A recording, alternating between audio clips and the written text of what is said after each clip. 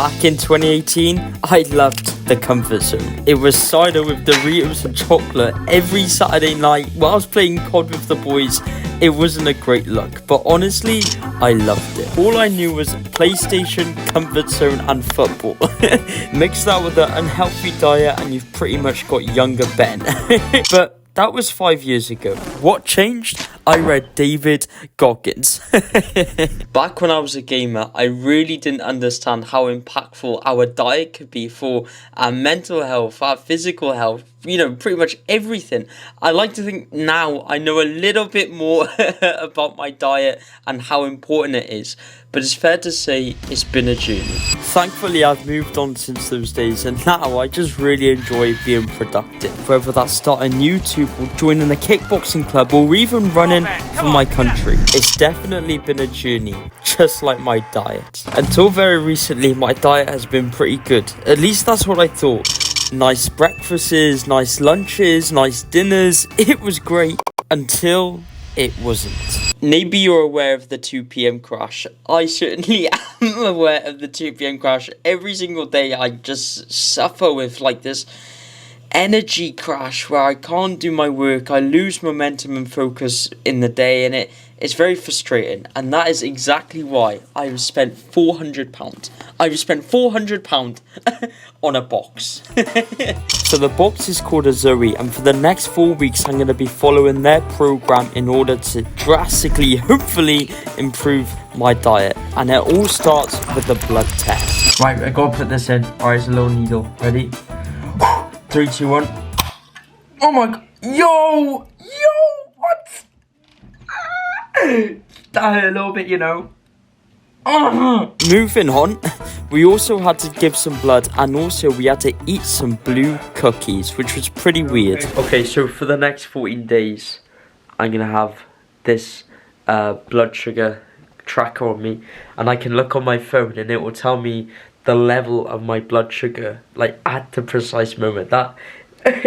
That's crazy, but yeah, that's a bit of a pain for 14 days, but it is what it is. Okay, before we go any deeper into the ZOE program, what is my diet looking like right now? So usually kicking off the day at 9 a.m. for breakfast with some fruit, and then I'll finish on a bagel with peanut butter. Keeping it small because for lunch we got 2 big wraps full of rice and chicken and kidney beans and veg. It's lovely. Lovely jubbly.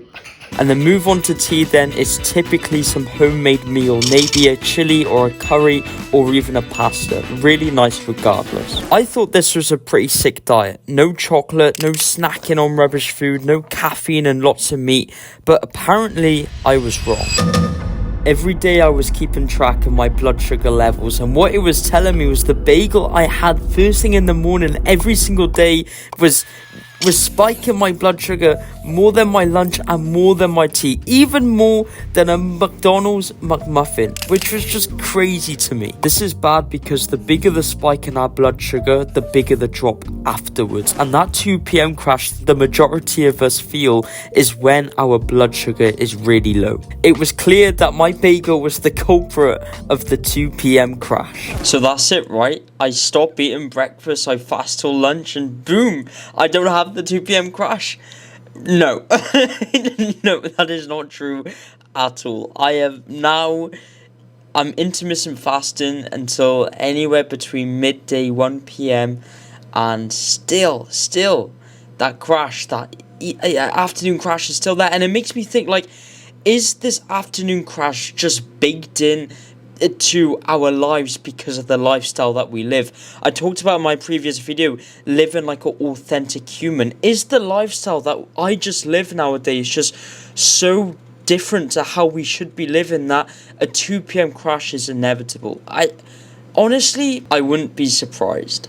It wasn't looking too good for me. I felt like I tried everything, but the 2 p.m. crash remained. That was until I got some results back from ZOE. You know those blue cookies I ate earlier? You know the ones that looked like they were from Star Wars? Well, on that day, I ate 2 different types of cookies, and I also had a blood test taken as well. And the results were pretty fascinating. You see, I thought my diet was pretty okay. A lot of meat, a lot of veg, a lot of protein, a lot of fiber. It's It seemed like healthy meals to me, but there was an issue.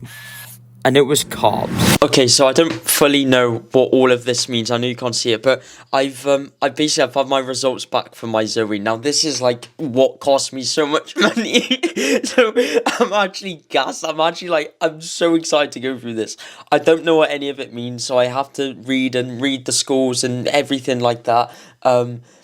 Oh my god, this is sick, you know. Okay, so basically how it works is you scan a barcode, and out of 100 being the best, it tells you how good that food is for your body. So here are some of the foods that I eat in my diet, and I thought they were pretty healthy for me. But I was really wrong. So the grapes had a score of 60, the porridge had a score of 36, and the Kellogg bar had a score of just 18. That shocked me. So there was clearly a lot of foods that I thought were pretty good for me that clearly wasn't. So with this in mind, what was my diet and what is it now? So firstly, my breakfast. I used to have just some bagel and fruit, and now I'm having a Greek yogurt, apple and chia seeds. I've improved my score from 50 to 89. Secondly, my lunch. I used to have 2 massive wraps full of chicken and rice, and now I'm having quinoa with fish, maybe chicken and lots of salad. I've improved my score from 57 to 80. And finally, my tea.